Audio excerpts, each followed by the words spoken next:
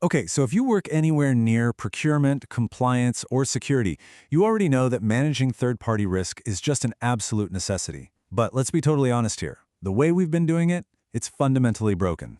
So, welcome to this explainer. We're going to dive right into why traditional vendor risk assessments are completely failing us and exactly how we can put an end to vendor fatigue once and for all.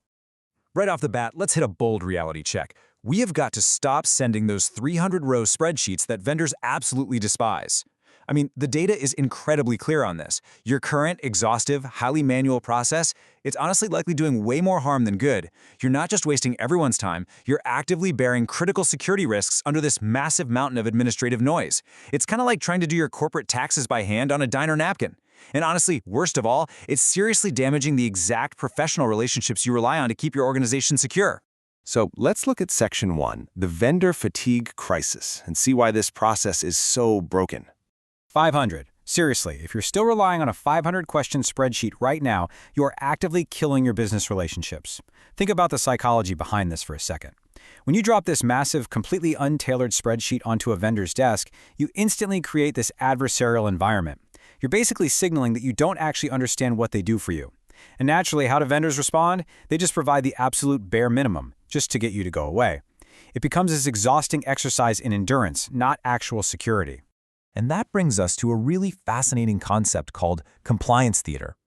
Basically, it's a completely counterproductive process that prioritizes check-the-box documentation over actual, verifiable security.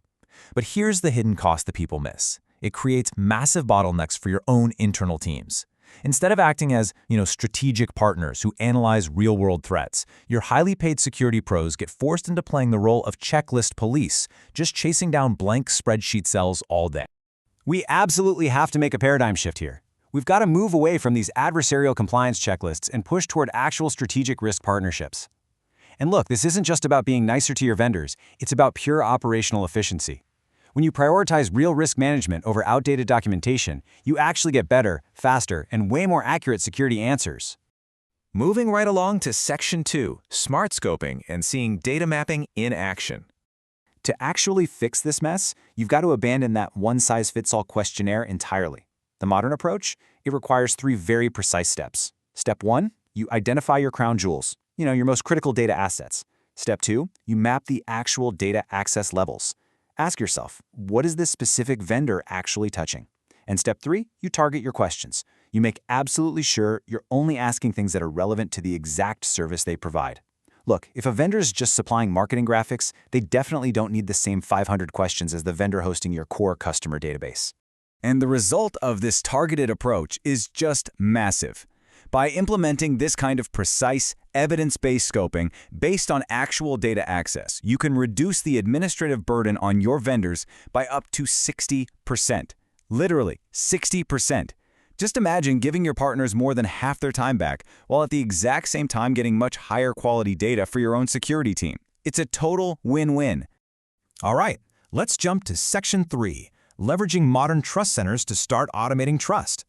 So what if you could complete a full third-party risk assessment without sending a single back-and-forth email? Sounds crazy, right? But this is kind of the secret strategy reveal. If you're used to the old spreadsheet method, it sounds impossible. But the goal here is to completely eliminate vendor fatigue by automating trust, instead of just manually begging for data over and over.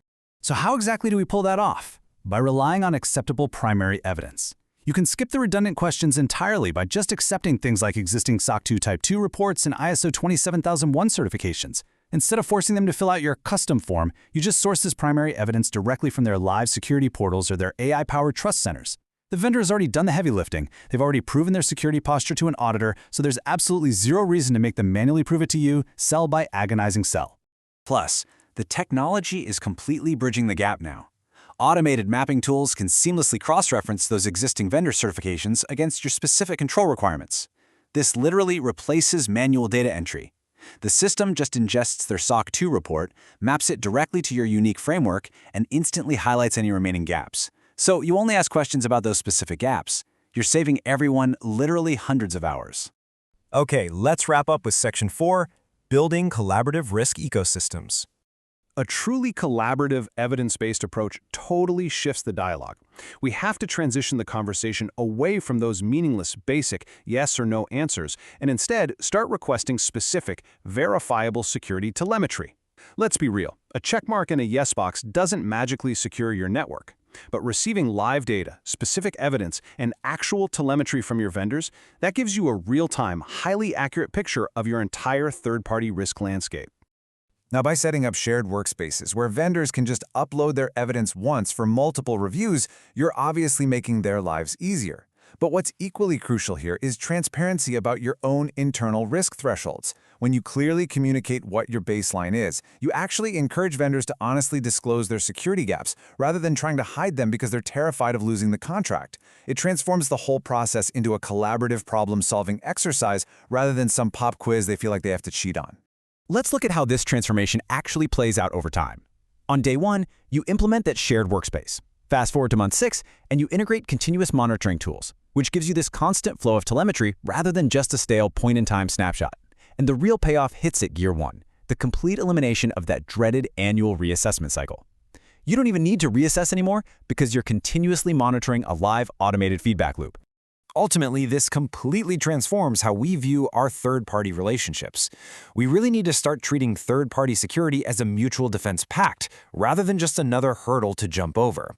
When we prioritize operational efficiency and actual collaborative defense over outdated documentation, literally everyone wins. Your vendors are happier, your internal teams are freed from all that administrative drudgery, and your organization's actual security posture is vastly, vastly improved.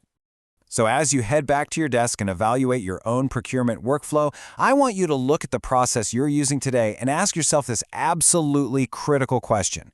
Is your current vendor risk process building a powerful mutual defense pact, or is it just another bureaucratic hurdle that's actually damaging your business? Are you truly securing your organization, or are you just playing compliance theater?